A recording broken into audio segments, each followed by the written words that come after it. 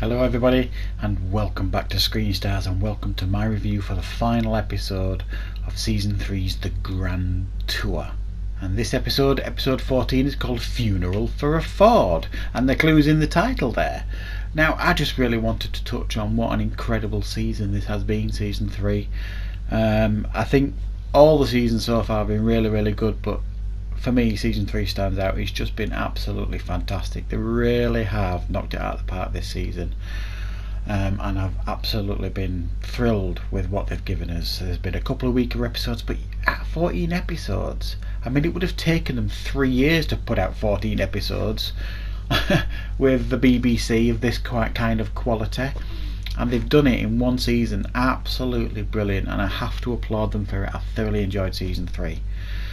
And what do we get in this episode? Well, like I said, the clue's in the title. This is all about the demise of the Ford, and specifically the Ford Mondeo, and they touch on that at the beginning, saying that it's likely to the production's likely to be stopped very soon, certainly in America, and very soon after in the UK probably.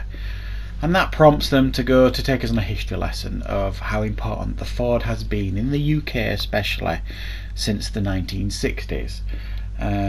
So this start of the episode, Clarkson is talking us through the history of Fords in the UK from the 1960s onwards, and in particular the initially it was the Lotus Cortina, and then there's like a real nostalgic view from them, because they talk about their childhoods and how their fathers, certainly Jeremy Clarkson and James May, had got brand new Ford Cortinas, really kind of top of the range ones for the time, and the excitement it brought to their childhoods, and probably was partly the reasons why they love cars so much to this day. However, Richard Hammond wasn't just as lucky, because his dad brought home an Allegro estate, and he hilariously touches on that, that's a really fun part as well. So you've got Clarkson and May really delighted with their dads, and and Richard Hammond disgusted with his dad that he brought home an Austin Allegro. So the first half of the historical thing was really cool, all about that history lesson, and then some nostalgia from the guys, and then they come back to the studio for a bit of Conversation Street, but it's not really Conversation Street. They're still touching on the history of Ford and the importance of the badges at the time, and that kind of gave you your social standing, the badge you had on the car in those days, and these days it's more the phone that you carry rather than the badge you've got on your car.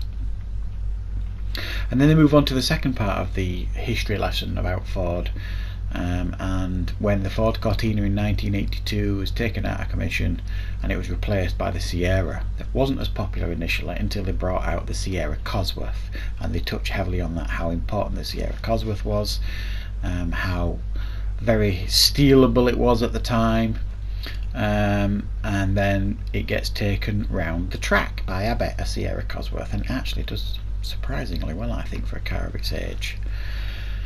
And then they talk about all these terrible cars that came in, like the Toyota Picnic, all these other high-rise cars that started coming in and killing off these Fords, and how the hate that they have for them.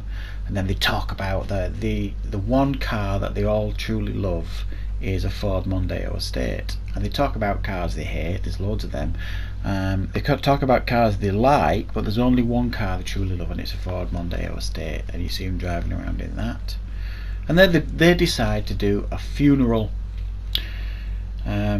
with a bit of class, and they book the Lincoln Cathedral, and it's clear they invite a load of Ford enthusiasts to this funeral for a Ford, and it's a really fun and quite emotional segment where they have this funeral in the Lincoln Cathedral for all these for this Ford, and there's all these Ford enthusiasts there, and they're singing these Ford hymns. It's funny but quite poignant at the same time.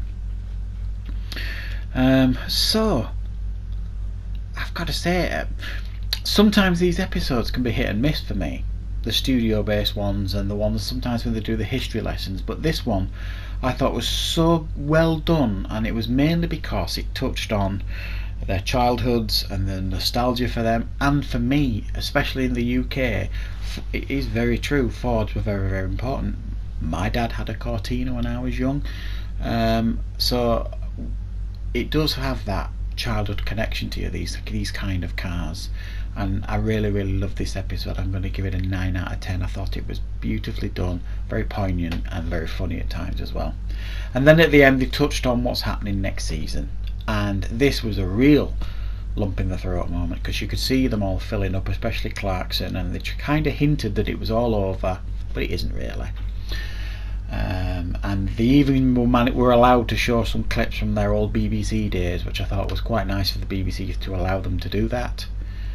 Probably because they're still making money off them, because they're still selling Top Gear DVDs in the supermarkets and releasing them every year with these guys, and I see it, so it's a bit scummy from the BBC. So it was right that they did let them use some clips from their BBC days.